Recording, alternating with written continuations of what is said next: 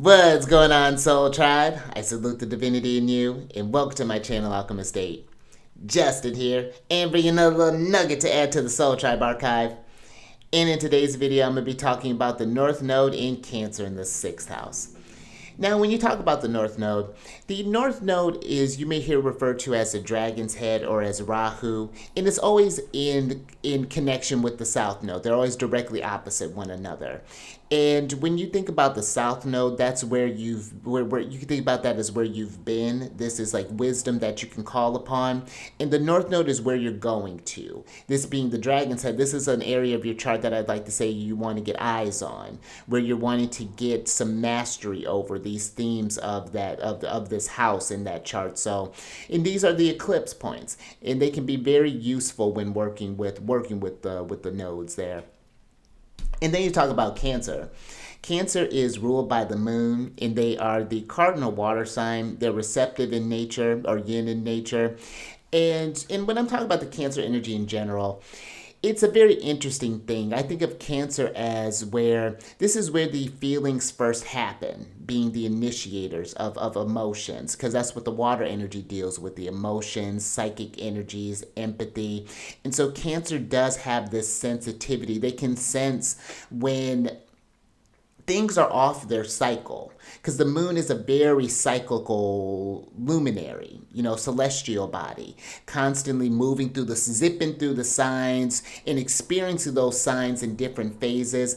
And so not only does Cancer, I find, be able to sense what's going on around them, as the crab, needing to have that connection with the tides and knowing when the tides are coming in too far or when they're going out too, but also that inner world as well. I find that Cancer has a very active emotional, the feelings are just constantly changing. We're happy one minute, you're sad the next, you're angry, and then you're zen, and then who knows where it's going from there.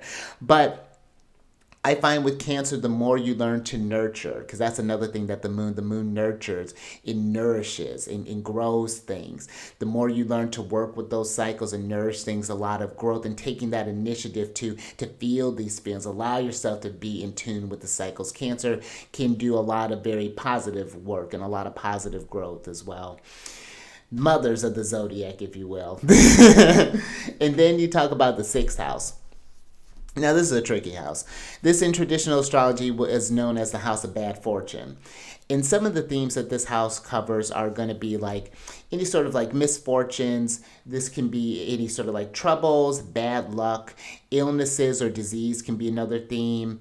Accidents or injuries. This could be like the house of like enemies, or maybe even like military service is another thing that could come into this. Small pets as workers, your jobs, servitude. Those are just going to be some of the general themes that the 6th house covers.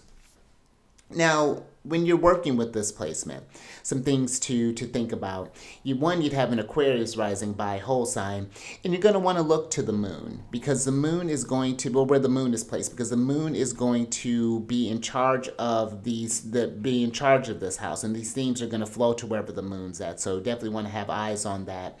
But one thing that I like to talk about first before we get into it, because I have this nodal axis natally, when you have like the North Node in the 6th and the South in the 12th, and that doesn't mean that you're just destined for doom and gloom and misfortune, because everyone goes through 6th house and they go through 12th house themes. I find that people with this axis I think they generally know how to, they're the healers. I find they're the ones that, like, and you can be a healer in with any of those things, but I find that really these are the ones that are the because you're familiar with these themes, because it's not just like, these won't be just the themes that you'll go through, these will be themes that others will go through as well. And so one thing that I would talk about is just like, how do you take care of yourself, one, emotionally, through the hard times, when you're maybe seeming like things are maybe kind of down on your luck, or maybe when you're going through a bit of troubles, where maybe you're going through a sickness or whatever, because it's a part of that is physical, but another part of that is the emotional aspect of that. And if we're not feeling at our greatest and we're feeling low, then the body is going to be low, and it's just everything gets dragged down. So it's not just embracing all misfortune, all bad luck, all the things, but it is having a relationship, knowing that you know what, this is just part of the cycles in life, and I need to know how to take care and how to build up different things, different resources, different tools to process these things when I'm going through this stuff, or when someone that maybe I care about is going through these things. I'm able to help nurture them through these things while also maintaining this kind of healthy boundaries as well, that I'm not completely taking on these energies, because especially with the water energy, there's more more sensitivity and more like in the water is just more porous than you would think with like an earth sign, for example. And so this is one where, and you may find yourself at where you work as a nurse, maybe you're doing something as a doctor, as some sort of like energy healer, whatever this is, or you just may be the one that people come to because they see you as someone who's grounded and who seems to have their stuff together, who's been through some things, and who's able to take those past experiences and to be able to to be able to yield some kind of tangible things from them again to share with other people as well. So that's going to be something that I think is going to be a real prevalent thing that you find that you're working through just through on your journey. And I find that when you learn to deal with these things, just life gets a lot easier. It doesn't take away from the fact that these things happen, but again, you find yourself more equipped to deal with them. So that could be just some things that I would definitely talk about with this person. You may find like that working with maybe animals. That might be something where if you're just going through your own thing, just like having just a little furry friend to just give some love to, because if you find yourself not feeling loved or not feeling this thing, when you're able to give that to something, you're able to receive that. So that might be something too, where working with animals might be something very beneficial for you, or maybe you work with training service animals, however that process looks.